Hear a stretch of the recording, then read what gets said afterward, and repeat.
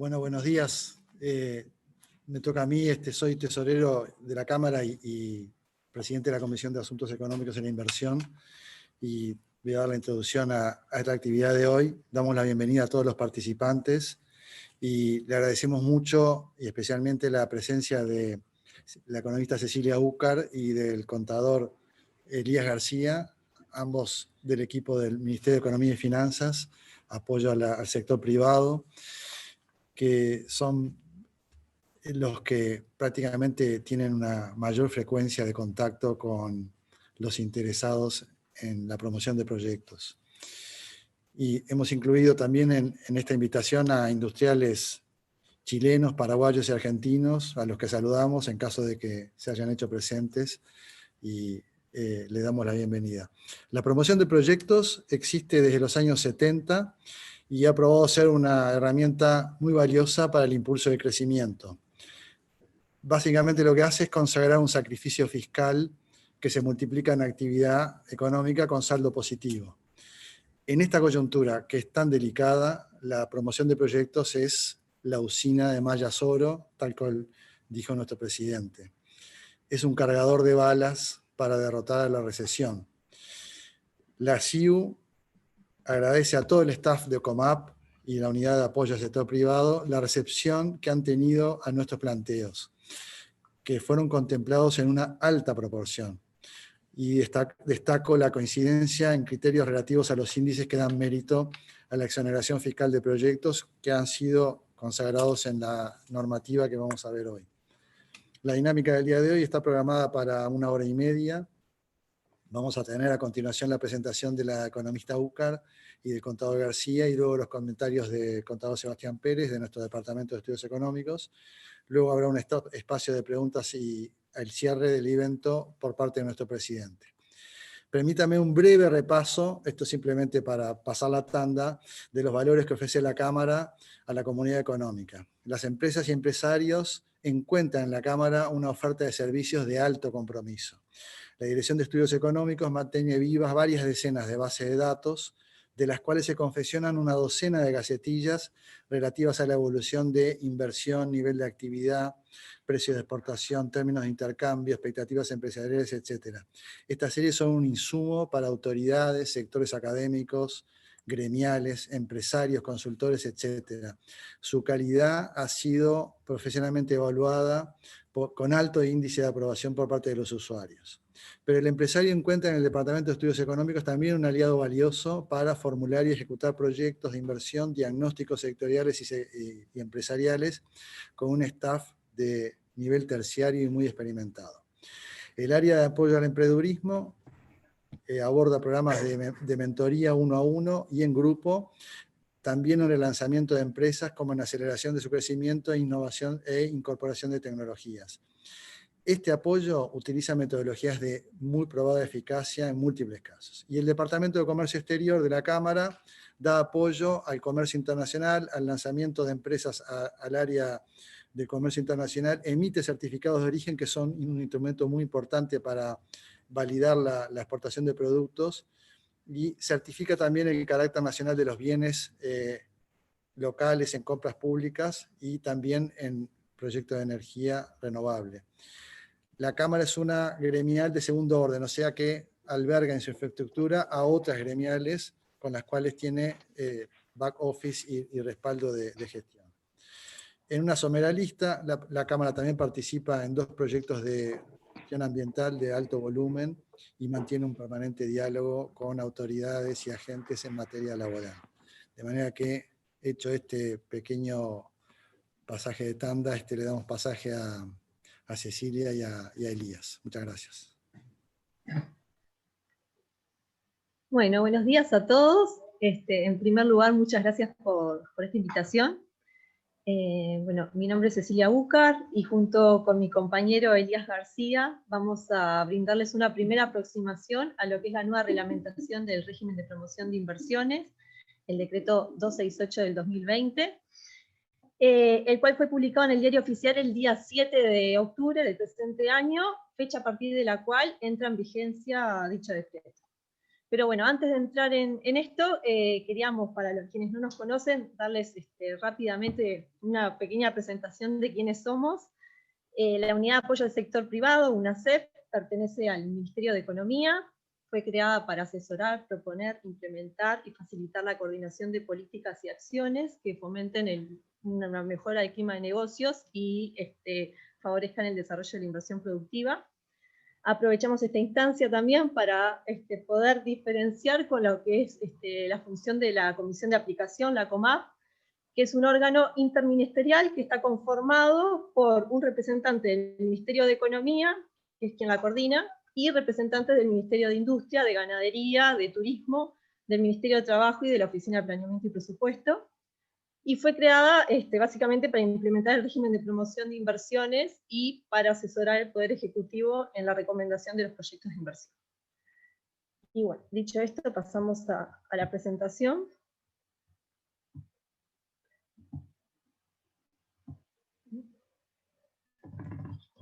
Bueno. Continuando con los cometidos de nuestra unidad, entre las funciones principales se destacan el asesorar sobre los beneficios fiscales que otorga el Estado para estimular la inversión, brindar la información necesaria para el desarrollo de un proyecto de inversión y acompañar en el proceso de presentación del mismo. También se elaboran estadísticas y estudios sobre la evolución de la inversión al amparo de la Ley de Inversiones, y se asesora a la Ministra de Economía en temas relacionados a inversiones y competitividad de nuestro país. Dentro de los principales objetivos del cambio de la reglamentación está el hecho de intentar paliar los impactos que sufre la economía de nuestro país como producto de la crisis sanitaria, básicamente por el descenso de la actividad económica a nivel mundial. También se busca incrementar el impacto de los objetivos de desarrollo y generar efectos positivos en el nivel de valor agregado de la economía. Esto se hace mediante un cambio de metodología de evaluación de los proyectos. También se optimizan las ponderaciones de los indicadores de la matriz de objetivos, haciendo énfasis en la generación de empleo y introduciendo una matriz simplificada. Y bueno, se busca adecuar las exigencias respecto a las externalidades comprometidas por las empresas, esto es redefiniendo el indicador de descentralización, el de exportaciones, ampliando el concepto de innovación y generando nuevos indicadores sectoriales. De todo lo anterior, es de destacar el poder contar con un régimen que es flexible y que se adapta a la coyuntura económica de cada momento. Como podemos ver en la línea del tiempo, el régimen ha tenido 5 reglamentaciones desde el año 1998 hasta la fecha, adaptándose en cada caso a la situación particular que se estaba viviendo.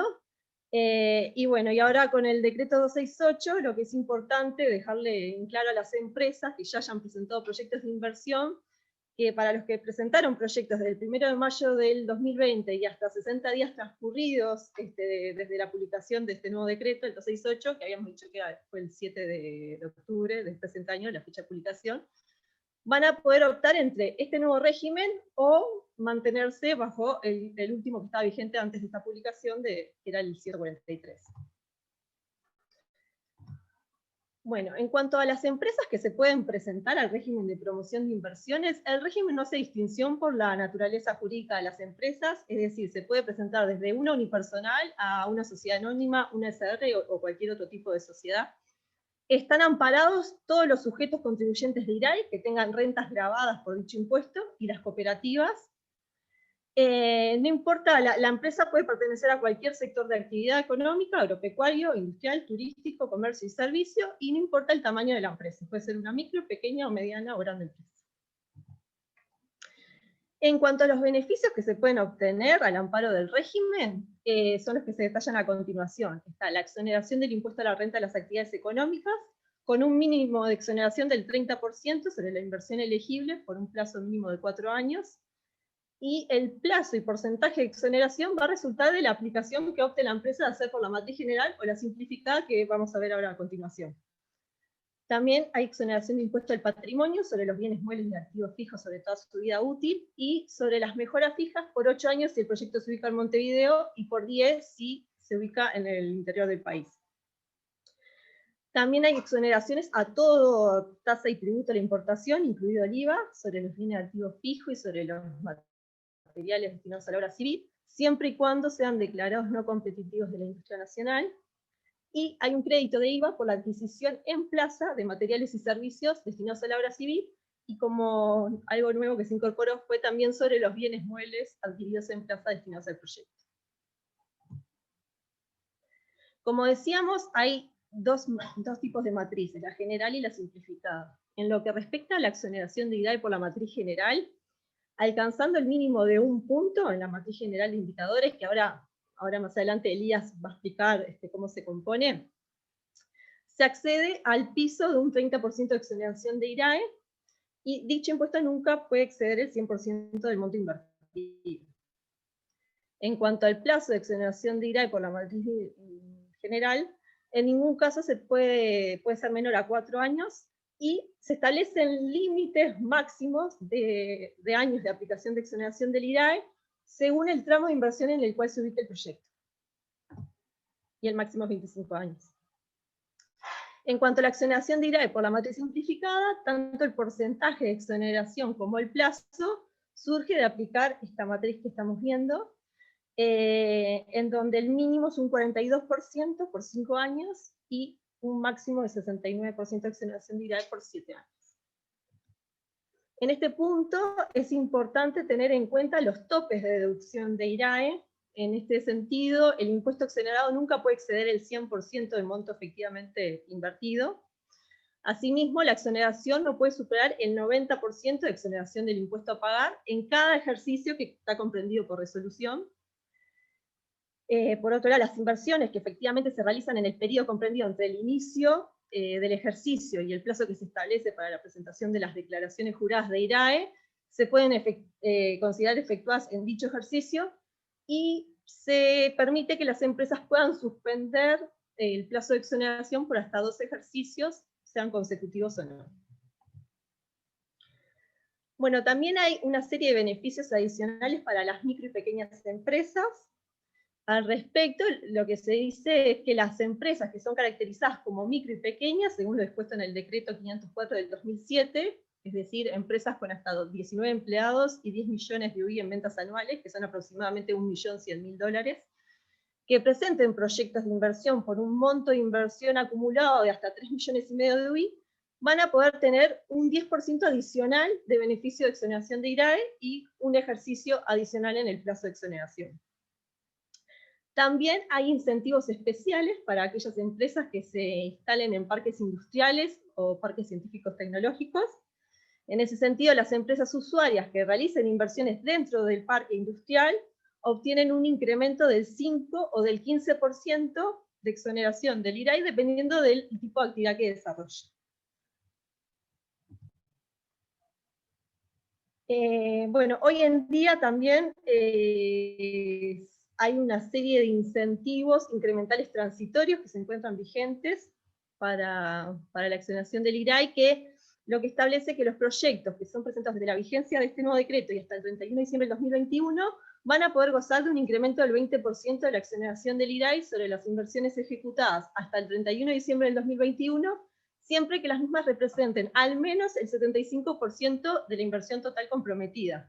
¿Qué significa esto? Que si yo me comprometí a invertir 100 y al 31 de diciembre del 2021 tengo ejecutado al menos 75, entonces tengo la opción de poder incrementar mi beneficio de IRAE en un 20%.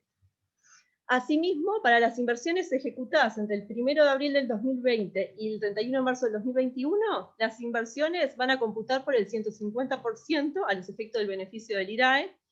Esto también significa que si yo me comprometí a invertir 100 en este periodo, me lo van a computar como si hubiera invertido 150, siempre a los efectos de la exoneración del IRAE. Y bueno, y ambos beneficios pueden acumularse en el periodo entre el 1 de abril del 2020 y el 31 de marzo del 2021. En cuanto a las inversiones que se consideran elegibles al amparo del régimen, son las que se detallan a continuación, que son los bienes muebles de activos fijos, como las maquinarias, equipos, instalaciones, vehículos utilitarios, que se destinen directamente a la actividad de la empresa. Esto es, quedan excluidas todas las destinadas a la casa habitación, los vehículos no utilitarios, y los vehículos adquiridos para ser arrendados por empresas que tienen como giro el arrendamiento de vehículos sin chofer, sin perjuicio de lo dispuesto en el artículo 23 del nuevo decreto, que lo que establece es que se van a considerar elegibles los vehículos de pasajeros, que son no utilitarios, siempre y cuando sean eléctricos. Esto también va para las arrendadoras, pero se trata de un beneficio temporal. Esto es para vehículos de pasajeros eléctricos adquiridos hasta el 31 de agosto del 2023. También se admite la inversión en construcción de inmuebles o realización de mejoras sobre las mismas, sean propios o de terceros, siempre que cuenten con un contrato de arrendamiento por un plazo mínimo remanente de 3 años, y quedan excluidos todos los que sean con destino a casa-habitación. También están contempladas las inversiones en plantines y costos de implantación de árboles y arbustos frutales plurianuales. Se incorporó las inversiones en bienes incorporables que determina el Poder Ejecutivo. En este aspecto es algo que tiene que salir por decreto, y en el día de hoy aún no se cuenta con un detalle de cuáles van a ser las inversiones que se van a contemplar. No se discrimina por el tipo de inversión, si fue financiada con fondos propios o por financiamiento. No existen mínimos de montos de inversión para presentar el proyecto. Y en cuanto al marco temporal, se admiten todas las inversiones que son ejecutadas a partir del inicio del ejercicio de presentación del proyecto o los 6 meses anteriores a la presentación del mismo, y dentro de los 10 siguientes ejercicios. No hay un tope ahora para las inversiones ejecutadas previamente a la presentación del proyecto. Bueno, y ahora le doy paso a Elías García, que les va a contar un poco de los criterios de asignación de los beneficios.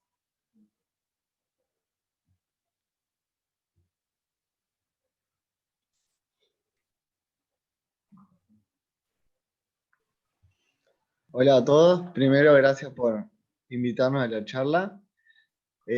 Vamos a continuar con la presentación. Voy a compartir la presentación.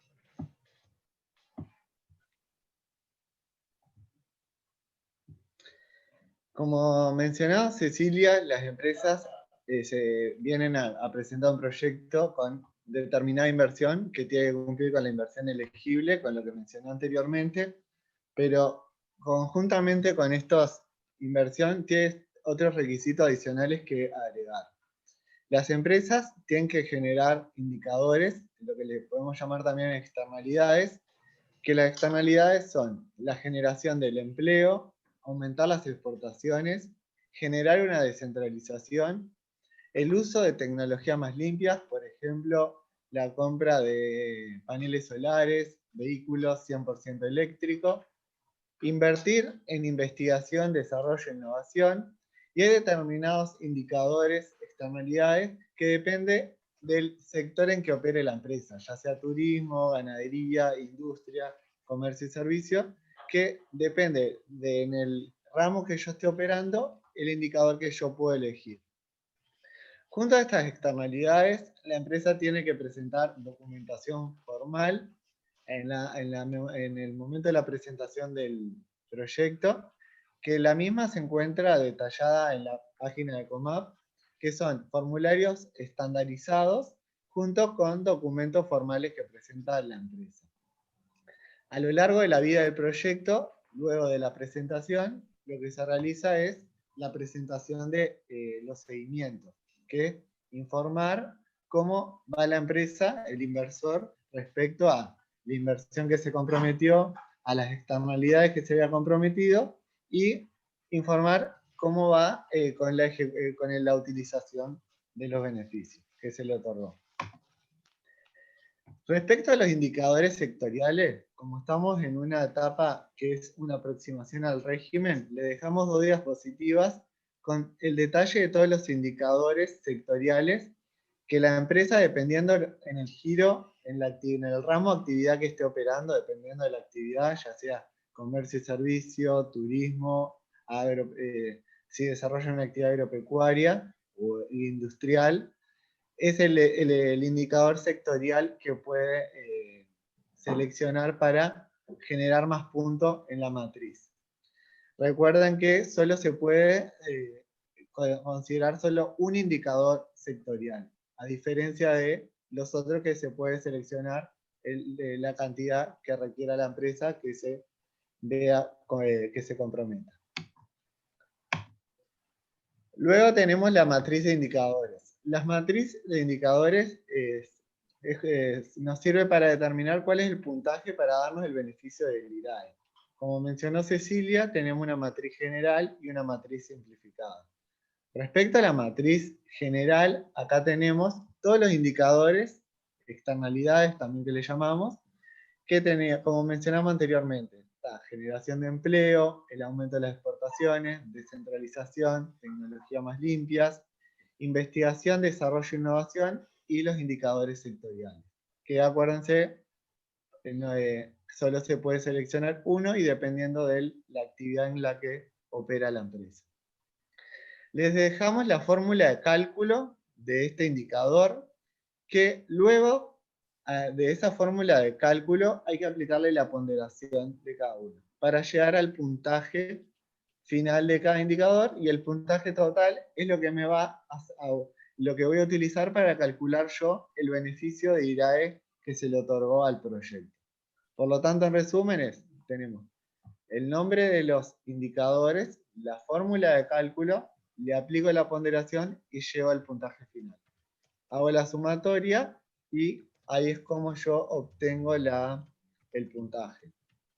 Este puntaje tiene que llegar como para yo tener un proyecto promovido a un punto que se tiene que ver entre todos los indicadores sin tener en cuenta el indicador de centralización. Sumo todo, me tiene que dar un punto mínimo, pero sin tener en cuenta descentralización. Otra de las formas de calcular el puntaje, de no ir por la matriz general, es ir por la matriz simplificada. Como mencionó Cecilia, es una matriz simplificada para los proyectos que solo van por el indicador empleo. No tiene otro indicador ir por este régimen de matriz simplificada. ¿Y cómo se obtiene el puntaje? Primero hay que determinar cuál es mi monto de inversión comprometida, ir al tramo de la inversión, y ahí se te exige, ahí te dice los puestos de trabajo que tengo que generar para generar el primer punto. A modo de ejemplo, si yo tengo un proyecto de inversión que tiene inversiones inferiores a 3.500.000, se me exige que yo contrate 3 puestos de trabajo para generar un punto. En la misma línea, que si yo presento en el mismo proyecto de una inversión inferior a 3.500.000, mi punto adicional me lo da la contratación de un puesto de trabajo. En resumen, si yo presento un proyecto inferior a 3.500.000 y me comprometo a contratar 4 empleados, voy a tener 2 puntos, porque los 3 empleados me generan el primer punto y el segundo punto me lo genera el empleado, el adicional. Y así, lo mismo en el tramo de inversión en el que yo tenga el proyecto. Y una cosa importante mencionar, que a todos les genera duda, que la matriz simplificada la pueden presentar todas las empresas, no tiene por qué ser pequeña empresa ni nada particular. Solo que depende del monto de la inversión del proyecto, las exigencias que se le exigen. Ahora vamos a comenzar a hablar respecto a las ampliaciones. En un momento la empresa presentó un proyecto de inversión y se quedó, por ejemplo, corto de inversiones. Con el objetivo que tenía de invertir, quiere invertir más, entonces tiene la posibilidad de presentar una ampliación. ¿Cuáles son los requisitos de la ampliación? Tiene que seguir el mismo objetivo de cuando yo había presentado el proyecto original, y se puede solo realizar una sola solicitud de ampliación. ¿Cuándo se pueden realizar estas solicitudes y cuándo finaliza la solicitud?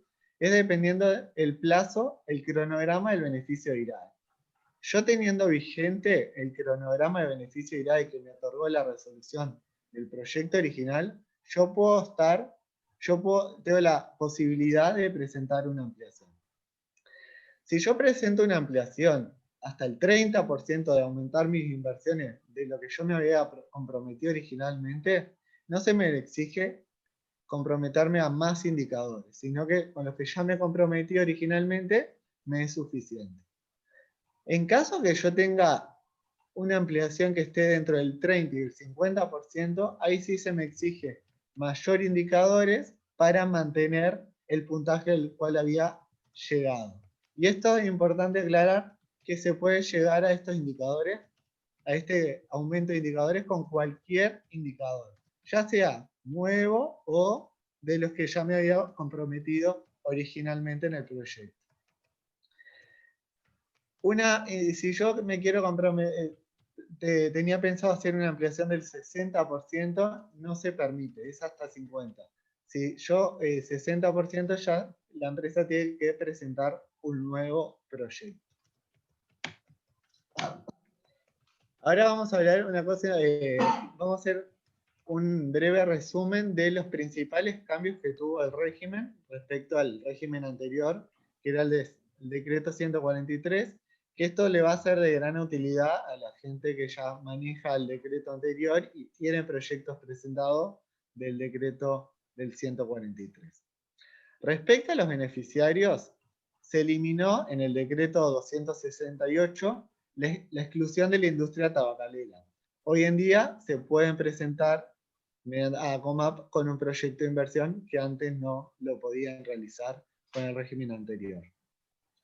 Respecto a las inversiones, se eliminaron el tope de valor mínimo individual de los bienes muebles, que ahora el tope se le puso al rubro, ya no al bien mueble individual. Respecto a las mejoras que se realizan en inmuebles arrendados, anteriormente se te exigía un contrato de arrendamiento de 5 años al momento de presentar el proyecto, que hoy es 3 años. Como mencionó Cecilia, se incorporaron los bienes intangibles, pero que determina el Poder Ejecutivo, que actualmente no hay ninguno determinado, que anteriormente ya no estaban ni contemplados. Respecto a los vehículos utilitarios, vehículos eléctricos, disculpa, se extendió la elegibilidad temporal hasta el 31 de agosto de 2023, que anteriormente era hasta el 2021. Y respecto a las empresas arrendadoras, que antes se consideraban elegibles los vehículos utilitarios, ahora también son considerados los vehículos de pasajeros eléctricos. También hubo un cambio respecto al valor de los automóviles eléctricos, que en el régimen anterior veníamos con un tope del $70.000 que bajó a $60.000. Continuando, respecto al marco temporal, que hubo un cambio muy importante, que con el decreto 268 se pueden presentar inversiones para atrás. Cuando yo me presento el proyecto de inversiones, puedo venir con inversiones presentadas desde el inicio del ejercicio o 6 meses para atrás y sin tope. Quiere decir que yo puedo venir con un proyecto totalmente ejecutado para presentar. Y puedo presentar inversiones hasta 10 ejercicios siguientes. Para recordar un poco, en el régimen anterior solo podía presentar inversiones 6 meses para atrás. Ahora se agregaron desde el inicio del ejercicio de opción del inversor y a su vez estaban topeados del 20% del total de la inversión del proyecto. Por lo tanto, en el decreto 143 podía solo 6 meses para atrás con un tope del 20% del total de la inversión y a su vez las inversiones que yo me comprometía se podían realizar hasta 5 ejercicios siguientes, que como mencioné ahora se extendió a 10.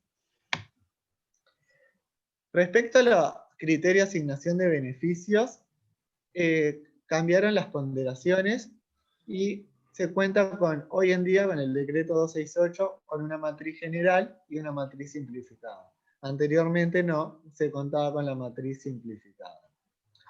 Respecto a la generación de empleo, aumentaron las ponderaciones y respecto al incremento del empleo, hoy un empleado me genera un punto aquel que a un empleado mensual que tenga una carga horaria semanal de 30 horas y a los jornaleros 130 horas mensuales. Anteriormente el punto lo generaba en los mensuales con los que trabajaban en un régimen de 40 horas semanales y 173 horas mensuales para los jornaleros. Entonces, hoy se llega a un punto con menos exigencia. Si mi trabajador trabaja más de 30 horas o 130 horas mensuales los jornaleros, se me topea en 1, no se prorratea para arriba. Si se prorratea para abajo, si no cumple con este régimen, si es un régimen inferior. Otra cosa nueva, innovadora de este nuevo régimen es que se otorga un punto adicional en el empleo a los proyectos que se presentan hasta el 31 de diciembre del 2020.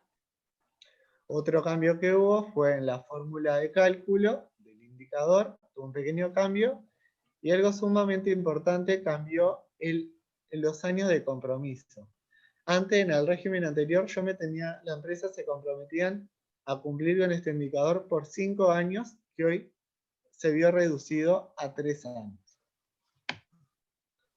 Respecto al indicador de exportación, aumentó la ponderación, cambió la fórmula de determinarlo, antes era mediante fórmula y hoy es por tramo de inversiones. Se exigen aumentar las exportaciones dependiendo de las inversiones que yo realice. Se eliminó las exportaciones indirectas que existían en el sector agropecuario y se incorporó un coeficiente incremental para el sector turismo. Asimismo, el cronograma de inversión, el compromiso de 5 años que teníamos en el decreto 143 pasó a ser de 3. Respecto al indicador de centralización, aumentó la ponderación de un 10 a un 15, cambió la forma de puntuar. Antes se daba puntaje por la descentralización teniendo en cuenta el índice de desarrollo humano y ese tiene en cuenta la tasa de empleo del 2019. Un cambio importante fue que se incorporó el puntaje a todo el territorio de Montevideo, que anteriormente había solo determinadas zonas. Y un cambio importante también que tuvo, que se elimina la exigencia del incremento del empleo. Anteriormente, cuando yo me comprometía a descentralización, que me daban puntaje por descentralización, si yo venía operando en la misma, si yo iba a operar en la misma zona en la cual yo estaba operando, me exigían un punto adicional en empleo. Y hoy no es exigido este punto. Y otra cosa importante es que hay un puntaje diferencial para el sector turismo en cuanto a la descentralización. Respecto al indicador tecnología más limpias, investigación, desarrollo e innovación, cambiaron las ponderaciones. Hoy las ponderaciones de un 20% para ambos. Y con lo que respecta al indicador investigación, desarrollo e innovación, anteriormente, en el régimen anterior, solo puntuaba el primer proyecto que innovara. Ahora, no solo el primero se considera para darte puntos, sino los que vengan posteriormente los 24 meses siguientes al primer proyecto que innova. Obteniendo 100% del puntaje el primero, los que presentan en los 12 meses siguientes van a tener el 70% del puntaje, y en los restantes 12 meses obtienen un 30% del puntaje. Entonces no se castiga a los que continuaron innovando después de el primero que realizó la inversión en la innovación. Respecto a los indicadores sectoriales, hubieron varios cambios que lo vamos a ir mencionando. Cambió la ponderación de un 20 a un 25. Se eliminaron los indicadores comunes que existían en el régimen del decreto 143, que es el desarrollo de mercado de valores y energías renovables de vanguardia. No se cuenta más con estos indicadores. Se incorporó el indicador común de todos los sectores en la mejora de la empleabilidad de los trabajadores, que es un indicador que depende de la capacitación, el gasto de capacitación que tenga la empresa. Se incorporó para todos los sectores el indicador inversiones en energías renovables, que se llama nivel tecnológico del producto elaborado. Para las empresas que operan en el sector de comercio y servicio, se incorporó el indicador que contempla los sobrecostos de las tarifas públicas. Cuando las empresas tienen un sobrecosto, se le da un puntaje, que este indicador es temporario porque tiene vigencia hasta el 31 de diciembre del 2021. Respecto a las empresas que operan en el sector agropecuario, se incorporó el indicador contribución a las exportaciones del sector agropecuario y encalado de suelo. Con lo respecto al indicador industrial, se fueron eliminados sectores que no estaban siendo utilizados como tecnologías estratégicas y el sello de la industria nacional. Respecto a los plazos de evaluación de la ROMAP, los mismos fueron cambiados, que antes se contaba con 60 días hábiles, ascendieron a 90 días hábiles. Respecto a la pérdida de beneficio, lo importante acá es que anteriormente se realizó una reliquidación relacionada con el incumplimiento de la ejecución de las inversiones, con multas y recargos, en todos los casos de forma independiente al cumplimiento del objetivo. Y hoy se permite una devolución actualizada por UI sin multas y recargo cuando el contribuyente cumpla con los objetivos del proyecto sin haber ejecutado la totalidad de la inversión. Y algo sumamente importante es que el cumplimiento de indicadores ahora se realiza al finalizar el cronograma. No hay un paso intermedio como lo había antes en el régimen anterior, que era por bienio y al finalizar el cronograma. Y una particularidad importante del decreto 268, que al finalizar el cronograma, el contribuyente puede adecuar los beneficios a los indicadores y a las inversiones que realizó. Respecto al margen de tolerancia, los márgenes de tolerancia se tienen en cuenta en la etapa de cumplimiento, que antes era al bienio y al final, ahora es al finalizar el cronograma. ¿Cuál es el margen de tolerancia del decreto 268? Es un 20%, que anteriormente era un 10%. Respecto a las ampliaciones, hubieron un cambio importante. En el número se mantiene 1, pero anteriormente solo se podía hacer una hasta el 20% del proyecto original y ya se te exigía incremento de indicadores.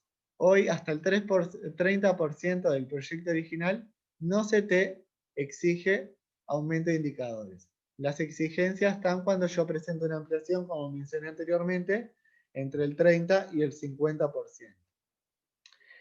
Otra cosa importante que cambió respecto a las ampliaciones en el plazo en el cual yo puedo presentar.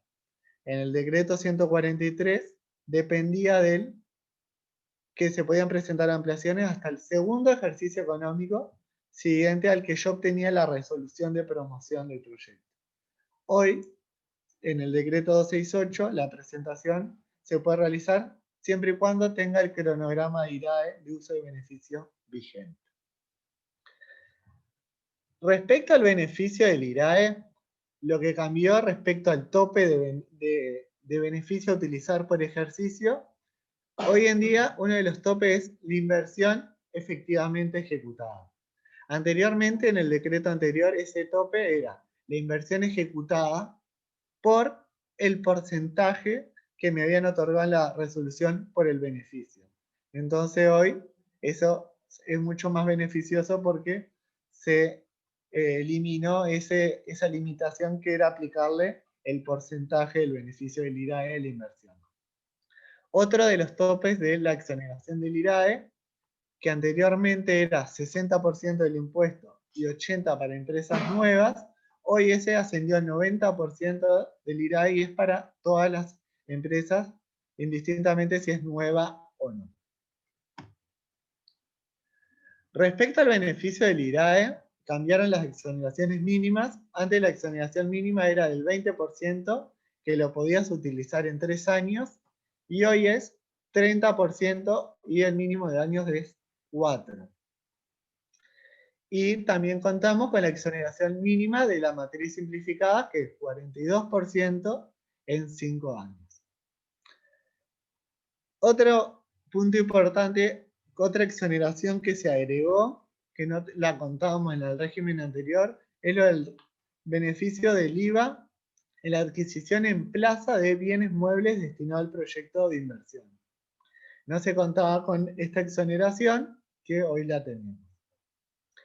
Y para finalizar, tenemos un cambio en el beneficio adicional para las MIPES, que anteriormente las MIPES contaban con un beneficio del 20% del porcentaje de IRAE, un incremento, y un año más de plazo, que hoy el incremento es de un 10% y un año más. Acá no es que hubo un castigo para las MIPES, sino que se parte de un piso más alto, que es de un 30%, que anteriormente era de un 20%. Y ahora finalizamos nosotros con la presentación. Le dejamos nuestros contactos, la página UNACEP y nuestros dos teléfonos, 1712-4206 y 4207, el número mío y de Cecilia, nuestro email y el horario de atención que pueden ir presencialmente, que siempre son todos bienvenidos por cualquier consulta o duda que tengan respecto al régimen, formularios, lo que sea que les podamos ayudar. Y bueno, no, y aclararles ahí que como quedó en la presentación, que en la página de la CEP pueden acceder a un simulador, que ahí van a poder hacer una aproximación de cuánto es el beneficio de exoneración de IRAE potencial que pueden obtener las empresas. Bueno, hasta aquí llegamos, muchas gracias. Gracias a quedamos todos. atentos a las preguntas que surjan. Muy bien. Bueno, muchas gracias Cecilia, Elías. Capaz que le pido que pongan, que muteen sus usuarios. En realidad, además de agradecer a Elías y a Cecilia, que la verdad que fue muy clara la presentación y cumplieron a rajatabla el tiempo, así que buenísimo. Corresponde primero como Cámara agradecer realmente a las autoridades, en particular en el nombre de la ministra, de Asunción Arbeleche, de Alejandro Iastorza, el subsecretario, con quienes tuvimos las primeras reuniones de intercambio acerca de lo que eran nuestras ideas y nuestras propuestas referidas al régimen de promoción de inversiones. Luego ellos, también agradecer, porque ellos nos derivaron a conversar estos temas con la actual directora de Comap, Janet Cuquier, y Lorena Reina, con quien tuvimos varias reuniones y a quien también debemos agradecer porque nos recibieron de puertas abiertas, fueron muy receptivas en nuestros planteos. En eso conformamos un equipo aquí en Cámara con algunos directivos, Guzmán Barreiro, algunos técnicos con quienes fuimos a hacer estos intercambios con la gente del gobierno a los efectos de plantear algunas propuestas que venía haciendo la Cámara, como Cámara y a través de la Confederación de Cámaras Empresariales, y algunas nuevas ideas que se nos iban ocurriendo a propósito de la situación que vive la economía y en particular la industria. En particular, dentro de esos beneficios, remarcar algunos que la verdad que tomaron, otros que ya venían pensando, pero quizá hacer mención a los más importantes. El primero, haber bajado de 5 a 3 los años para cumplir los indicadores, porque eso baja mucho la tasa de riesgo de los proyectos, porque realmente en la situación actual, donde hay mucha incertidumbre, pensar un proyecto a 5 años era bastante, o comprometerse a 5 años era un plazo relativamente largo. También los topes de IRAE, ese fue un cambio relevante a nuestro juicio, porque muchos de los proyectos tienen porcentajes elevados de exoneración, pero luego la empresa se encuentra con que tiene una dificultad para bajarlo por el 60% del tope. Además, justamente solicitábamos que hubiese un mínimo mayor, que no fuera el 20, sino el 30, y eso fue considerado. Y diría otro elemento que lo vieron las autoridades con buenos ojos y finalmente se adoptó fue el tema de la cantidad de horas de trabajo. Nuestro principal problema hoy, que además abarca no solo un tema económico, sino un tema social, es el empleo. Es ahí donde estamos todos los actores sociales poniendo nuestras baterías. Y el haber logrado bajar a 30 horas el requisito para empleo implica que se pueden crear empleos de 6 horas diarias y de esa forma simplificar un poco las externalidades que se necesitan para poder conseguir beneficios. También simplificar las categorías. No estamos en una coyuntura donde tenga sentido, si se quiere, segmentar los beneficios por tipo de desempleo, porque realmente el tema del empleo está barriendo tanto a jóvenes, ya no hay distinción de género ni de edad, entonces lo vimos con buenos ojos eso de simplificar las categorías. También crear una matriz simplificada fue otra de las ideas que estuvimos evaluando con las autoridades. Incorporar a Montevideo, realmente eso nunca estuvimos de acuerdo con ese cambio. En el 2012 la Cámara le presentó un estudio técnico muy profundo que justamente fue parte de la generación del cambio de incorporar zonas de Montevideo que le demostrábamos con el índice de desarrollo humano que tenían peores performances que muchos departamentos del interior. Eso había sido un avance y en el 2018 lo consideramos un retroceso. Nuevamente Montevideo está dentro de la matriz, eso la verdad que enhorabuena, y creo que hay que aprovechar este momento para los proyectos de la capital. Y diría que, bueno, también lo de la industria del tabaco era una preocupación, había sido excepcionada del régimen, y es un sector que forma parte de nuestra Cámara. Así que bueno, agradecer porque realmente ese intercambio fue muy fructífero. Quedaron algunos temas que me gustaría comentarlo. Quedaron, diría, 2 temas grandes que para la Cámara eran relevantes y que las autoridades los están estudiando. Uno de ellos es vinculado al tema exportaciones. Tenemos la dificultad de que el indicador de exportaciones está medido en dólares y los empresarios o las empresas no tienen la posibilidad de estar de tener control sobre los precios. Entonces, un escenario de precios bajos puede hacer incumplir el indicador, y considerábamos de que podía establecerse un mecanismo alternativo para quien lo quiera usar, y en el caso de algunas industrias donde se puede monitorear perfectamente, porque aparte es información que está en aduana, las toneladas exportadas. Y bueno, por ahora eso no prosperó, pero creemos que es una mejora que el régimen puede incorporar en el futuro. Y un segundo aspecto que también estamos trabajando con el Ministerio de Industrias es vinculado a producción más limpia, porque tenemos muchas inversiones en producción más limpia que responden a obligaciones relativamente recientes en materia medioambiental y que por estar dentro de la normativa quedan excluidas del indicador, cuando en realidad son inversiones que fueron de alguna forma incluidas en la normativa recientemente, y que es un esfuerzo importante, y más en este momento para las industrias. Así que bueno, tenemos una línea de trabajo en esos 2 temas que vamos a seguir adelante, porque creemos que hay allí alguna mejora todavía para introducir. Me gustaría también hacer un comentario más conceptual o respecto a algo que he escuchado últimamente. Dicen, bueno, los beneficios son muy elevados. He escuchado algún comentario al respecto. Y al respecto me gustaría hacer algunos comentarios. En primer lugar, yo creo que no debemos temer como país a dar beneficios elevados a quien invierte. Creo que además hemos generado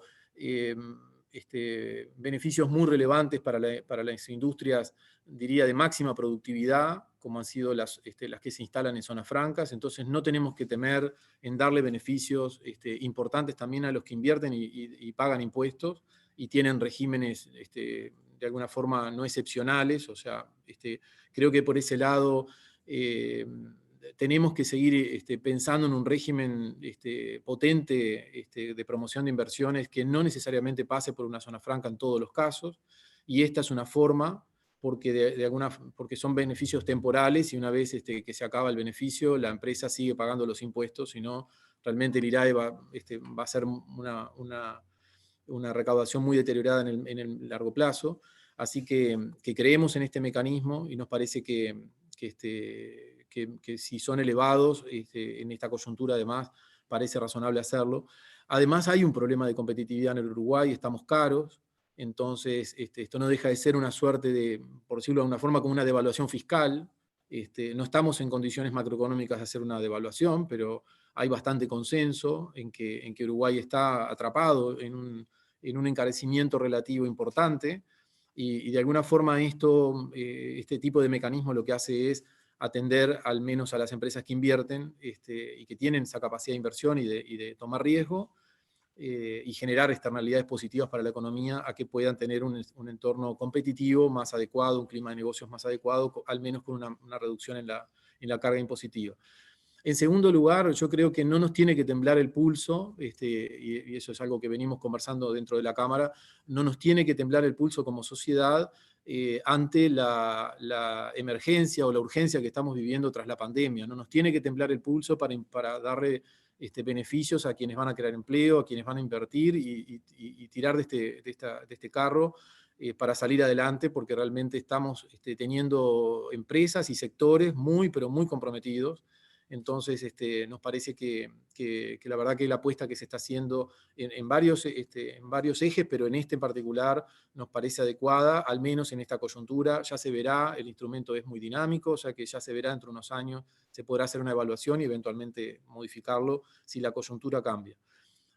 Lo otro que también respecto a los topes me gustaría comentar es que hay que tener cuidado porque a veces incluso entre los propios empresarios pasa que dicen, no, porque a mí me dio esto, a mí me dio tal otro porcentaje, y hay como una suerte de no sé si llamarle competencia, a ver a quién le dio un porcentaje mayor, y hago la precisión porque en realidad el beneficio potencial es el que sale en la resolución de la Comap, pero el beneficio efectivo es el que puede descontar la empresa en función de sus utilidades y su carga fiscal. Entonces, no siempre el porcentaje de exoneración que otorga la matriz y que otorga la resolución es el que finalmente la empresa puede aprovechar.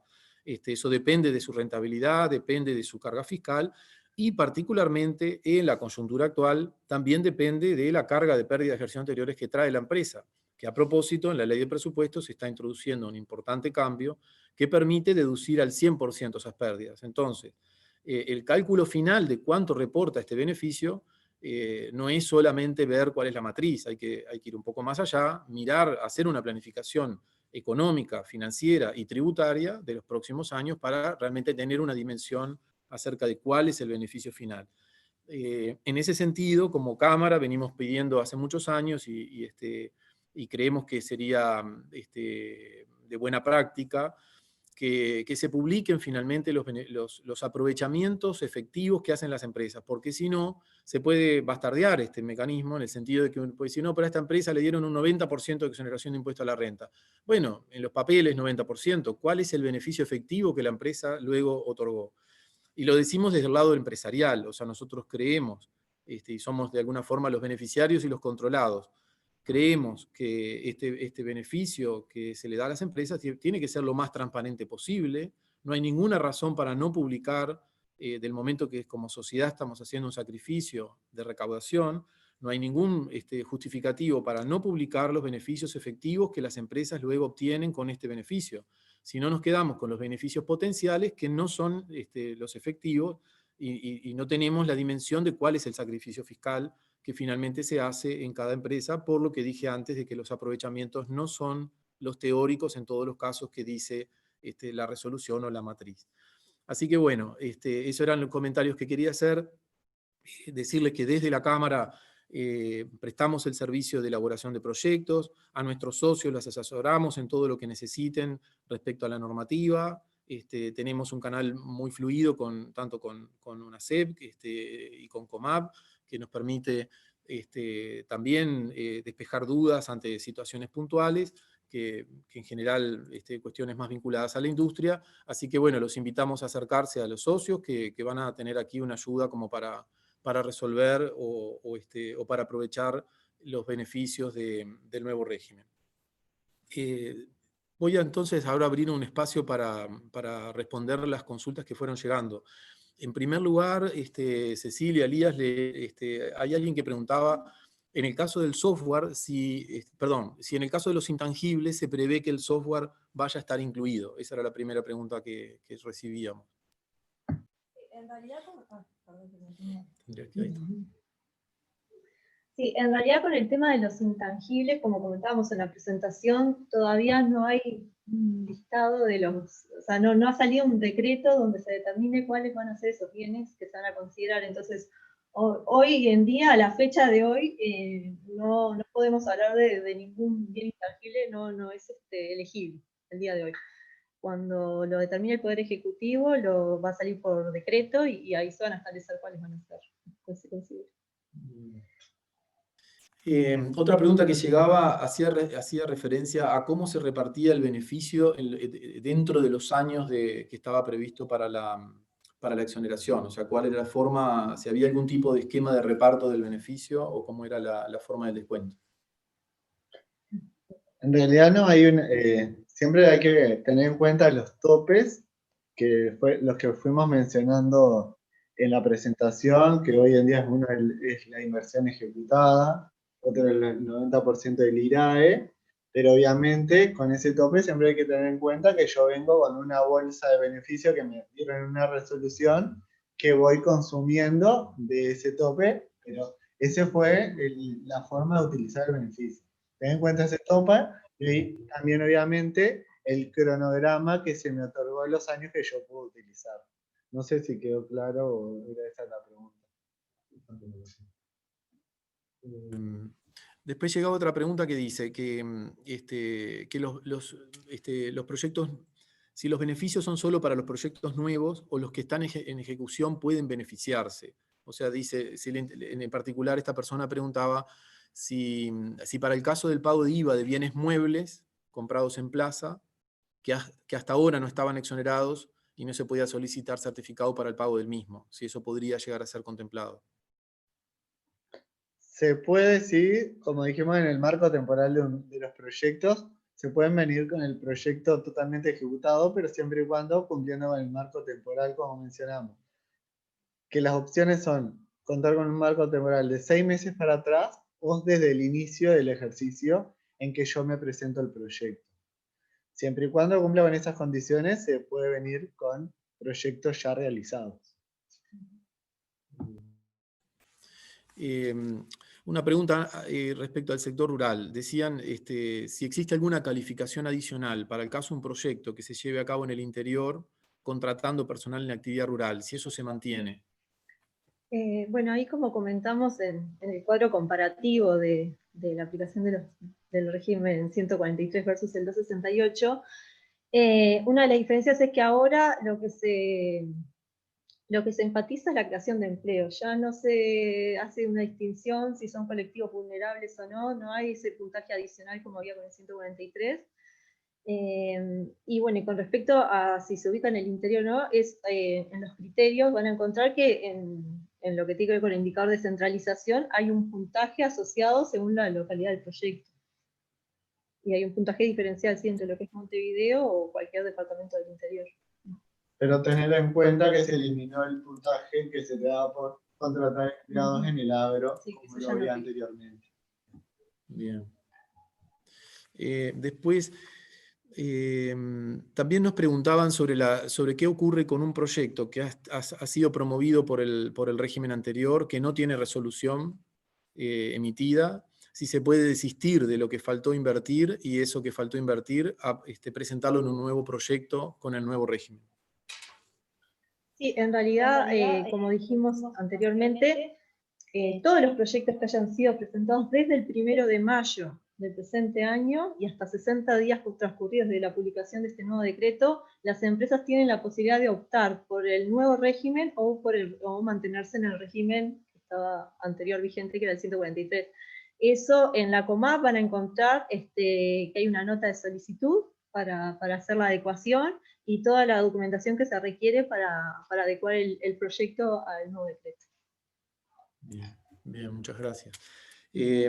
También nos preguntaban sobre el caso de la obra civil para la industria manufacturera, que en el régimen anterior había alguna discusión acerca de cómo se computaba para el indicador sectorial.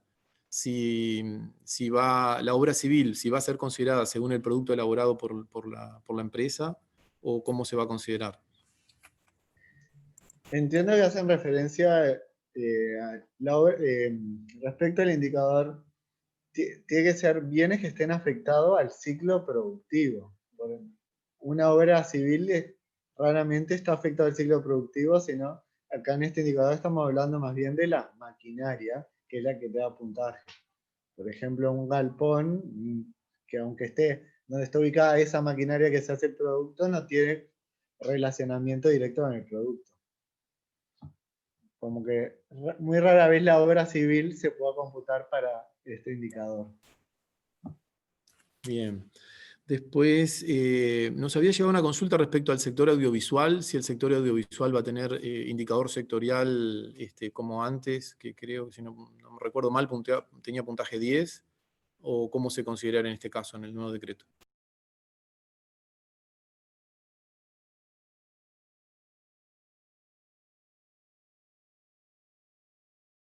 Es que en realidad hay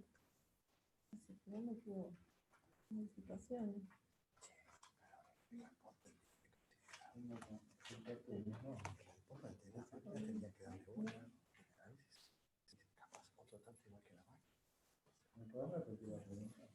En particular la pregunta era respecto al sector audiovisual, de cómo se considera el puntaje para el indicador sectorial, que en el decreto anterior se consideraba con puntaje 10, porque es evaluado por el Ministerio de Industria. ¿Cómo sería en este caso, si eso cambió o se mantiene igual? Ok.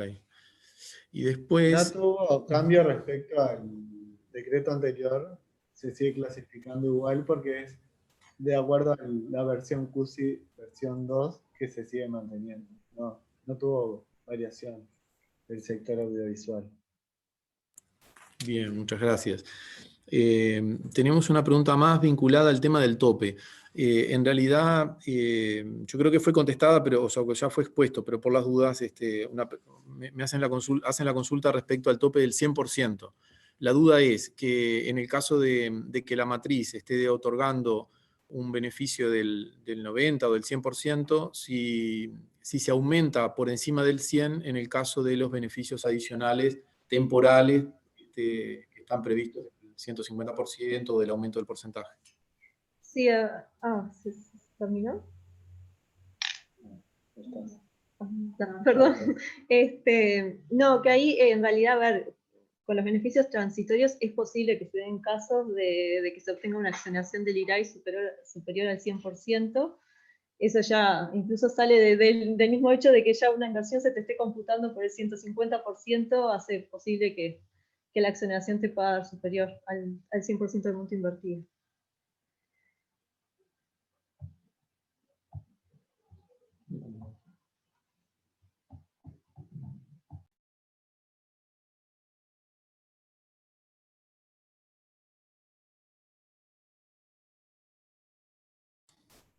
Luego tenemos una pregunta respecto a la superposición de proyectos. La pregunta es si respecto a la superposición de proyectos y el manejo de topes de uso del beneficio para el IRAE, si hay algún cambio o sigue como antes. Se siguen manteniendo los mismos cambios que nos pueden consultar. Hay circulares que tienen ejemplos que le llevan a la práctica cuando las empresas tienen dos proyectos que se superponen, cómo se utiliza el beneficio teniendo en cuenta que hay distintas tasas, pero se sigue manteniendo. Cualquier cosa nos pueden preguntar y nos llaman a nuestros teléfonos y decimos en qué circular se ve reflejado el ejemplo y cómo se determina. Pero no hay cambio respecto al anterior. Bien, muchas gracias.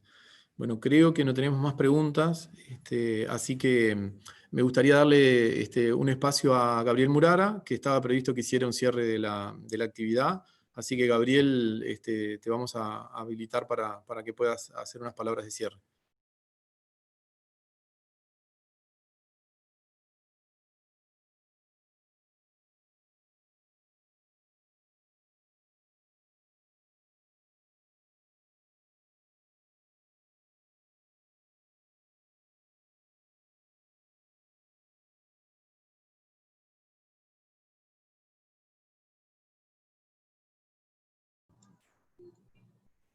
Hola, hola, ¿sí me escuchan?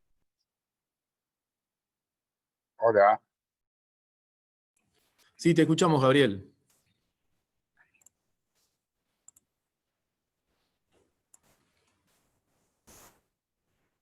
Acaba de ponerse en mute. Que abra el micrófono. Hola. Hola. Bueno, empiezo de vuelta agradeciendo a todos los participantes, socios y organizaciones que nos han acompañado en esto, pero especialmente al Ministerio de Economía, que ha permitido esta instancia, que enriquece mucho a muchos empresarios y a muchas organizaciones, y especialmente también a la economista Ucar y al contador García, que han sido muy claros en todas sus explicaciones, en esta modificación de la ley de inversiones, que realmente es muy importante porque ayuda a tomar decisiones, está premiando mucho a la inversión, ¿no? Y que los cambios que están propuestos son realmente muy positivos.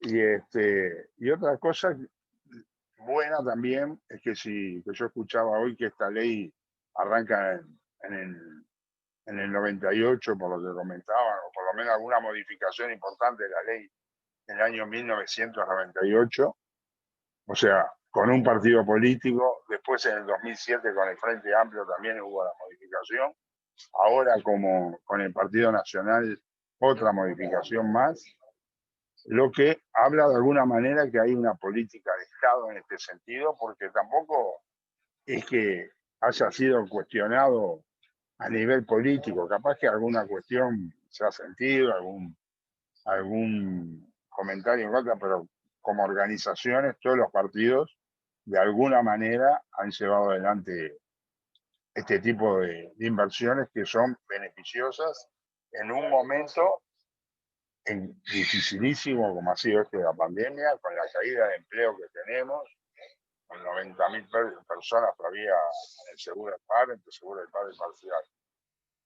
Bueno, más que nada eso, era agradecer y simplemente quería destacar esto. Muy buena me parecieron las presentaciones que hizo de la Cámara Guzmán y también y Sebastián, y acompañar eso que ellos me dijeron. Los socios que necesiten también asesoramiento en la Cámara lo tienen. O sea que está bien respaldado por ese lado. Era simplemente eso y bueno, y muchísimas gracias a todos los que lograron esto. Bueno, buenos días a todos, muchas gracias por participar, nuevamente agradecer a Cecilia y a Elías, y bueno, los esperamos en una próxima actividad. Que tengan un buen día. Chau, chau.